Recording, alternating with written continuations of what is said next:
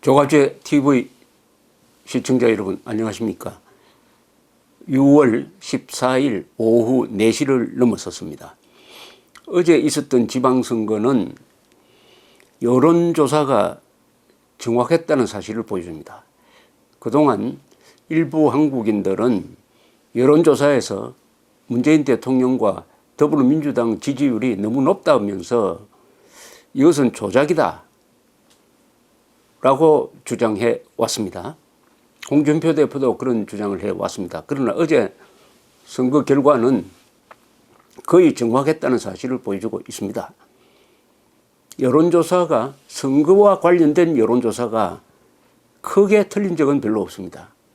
대통령 선거에 대한 여론조사는 아주 정확하게 맞았고, 국회의원 선거는 경우에 따라서 좀 틀린 적이 있습니다. 이번 여론조사가 맞았다는 것은 한국의 우파 세력에 또다시 경각심을 던져주는 것입니다. 작년 대통령 선거 때도 이 우파 사람들은 문재인 후보에게 유리하게 나오는 여론조사 결과를 믿지 않으려고 했습니다. 그러면서 보수가 40%나 된다. 보수가 뭉치면 된다. 중도하고도 연대할 필요가 없다. 홍준표 찍으면 홍준표 된다. 안철수와 단일로 할 필요가 없다. 이렇게 밀고 나갔습니다. 그러면서 자신들의 주장을 뒷받침하는 자료를 제시를 하는데 그게 다 한물간 옛날 자료였습니다.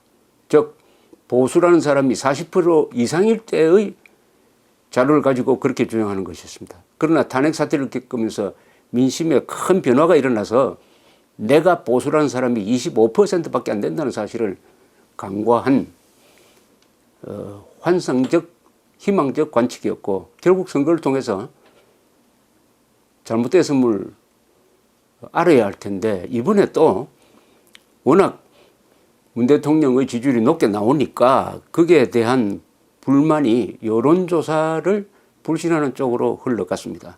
여론조사 정확했습니다.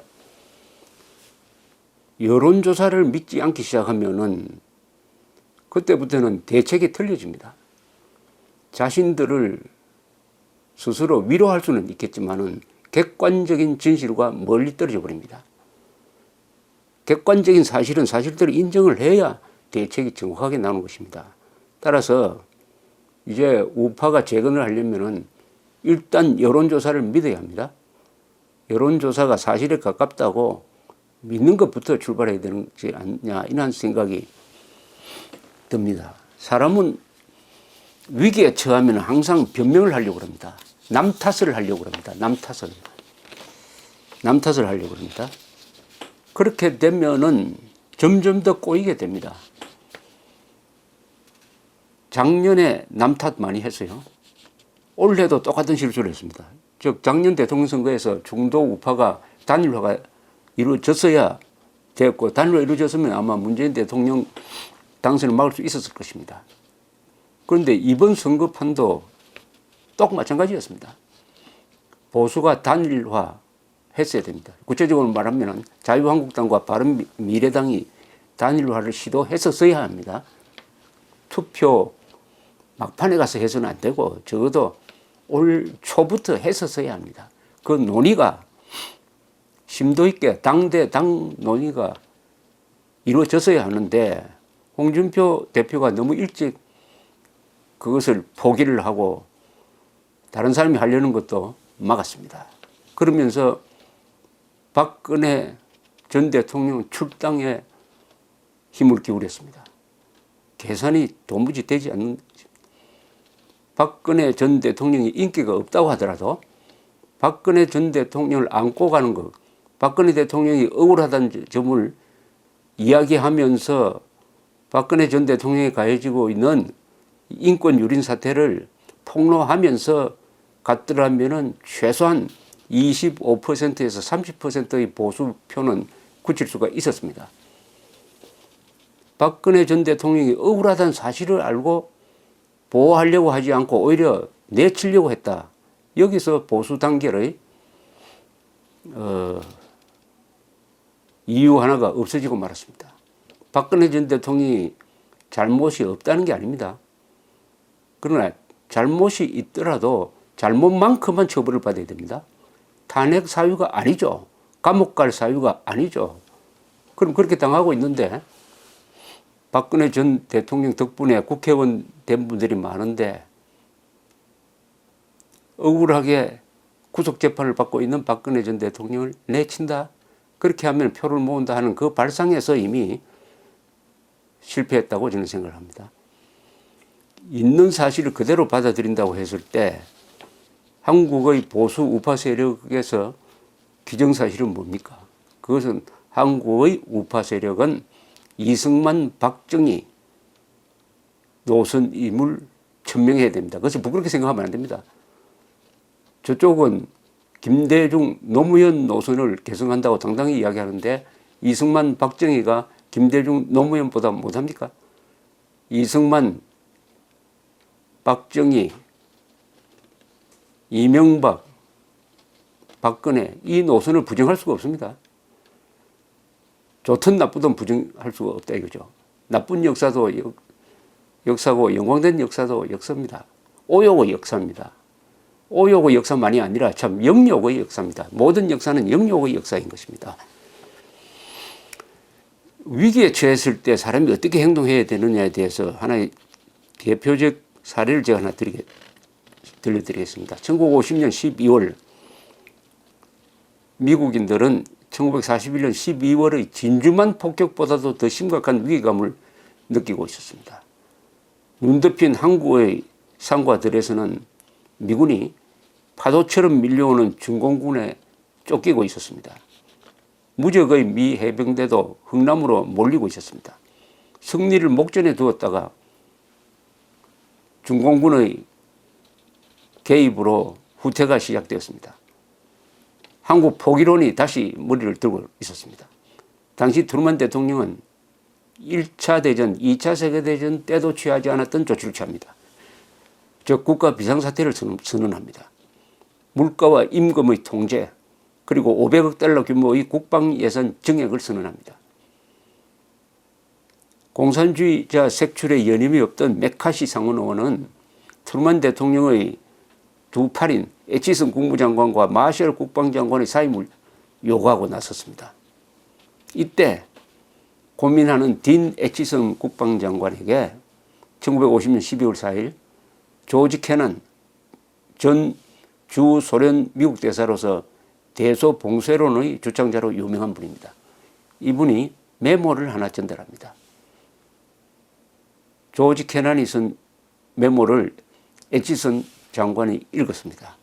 이걸 읽으니까 그 어려움 가운데서도 머리가 맑아지고 용기가 솟더라고 합니다. 그래서 그 편지를 참모들에게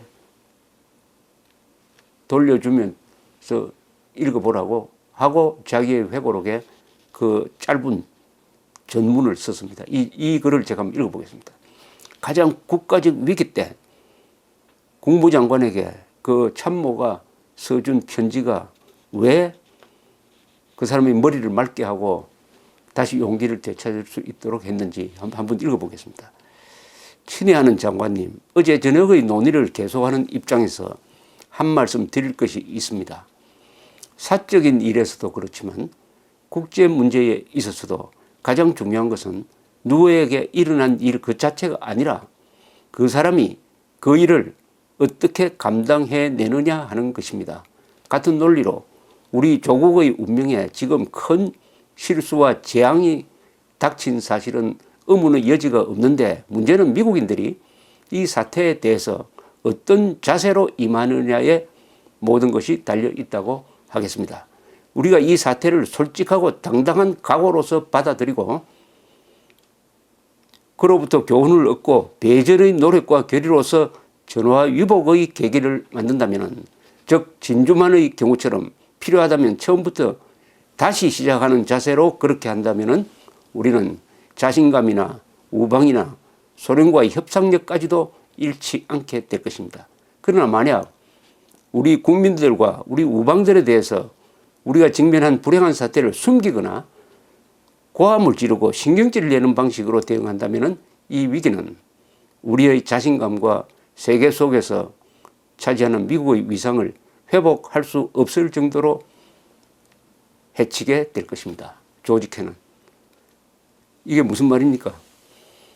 있는 그대로 받아들이라는 거죠. 어떤 사태가 났을 때 아무리 불리하더라도 있는 그대로 받아들이고 솔직하게 국민들한테 설명을 하고 대책을 세우라.